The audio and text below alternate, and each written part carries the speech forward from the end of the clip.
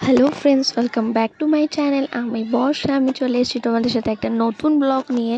তো দেখো, আমরা চলে এসেছিলাম আজকে আমাদের ঐতিহ্যবাহী চন্দননগরে।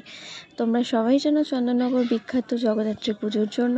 তো দেখো, আমি বাড়ি থেকে টোটো ধরে নিয়েছি স্টেশন যাওয়ার জন্য। তো টোটো অলরেডি চলতে শুরু করে দিয়েছে স্টেশনের দিকে।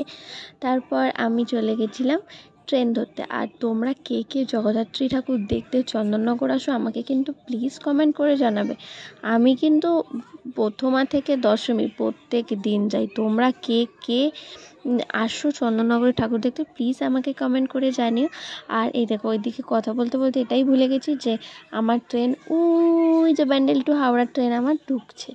তো চলো, আমি ট্রেনে উঠেও পড়েছি তাড়াতাড়ি করে। ট্রেনটা ছেড়েও দিয়েছে, যেহেতু খুব কাছাকাছি স্টেশনেই নামবো, তাই দরজার একদম পাশেই দাঁড়িয়েছিলাম। আর যেহেতু রথ ছিল সেদিনকে, তো হ্যাঁ, উল্টো রথ ছিল, আই থিঙ্ক উল্টো রথ ছিল।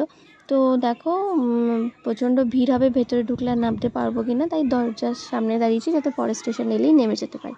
তো দেখো, আমরা চলে এসেছি চন্দননগর স্ট্যান্ডে। এই হচ্ছে চন্দননগর স্ট্যান্ড।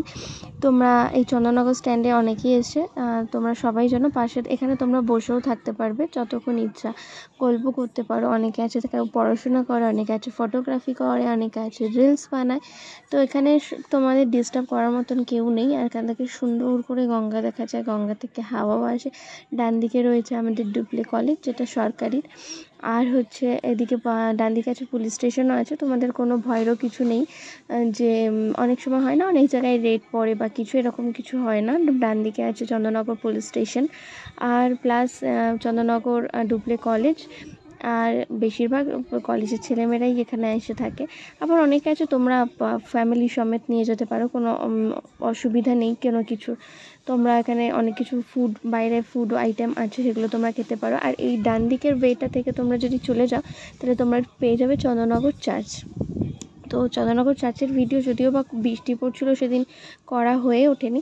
তো তোমরা চাইলেই তোমরা যেতে পারো, খুব সুন্দর জায়গা, কোনো অসুবিধা নেই, ফ্যামিলি সমেত যেতে পারো। কোনো চার্জেস লাগে না চন্দননগর স্ট্যান্ডে ঢোকার জন্য। সমস্ত কিছু ফ্রি, খাওয়া দাওয়া অ্যাভেলেবেল আছে সমস্ত রকমের। পাশেই আছে রেস্টুরেন্ট। এই হচ্ছে দেখো, নানান রকম স্টল বসেছে। আর ওই দিকে যেখান থেকে টোটোটা বেরিয়েছে, ওখান থেকে চন্দননগর চার্চ আছে।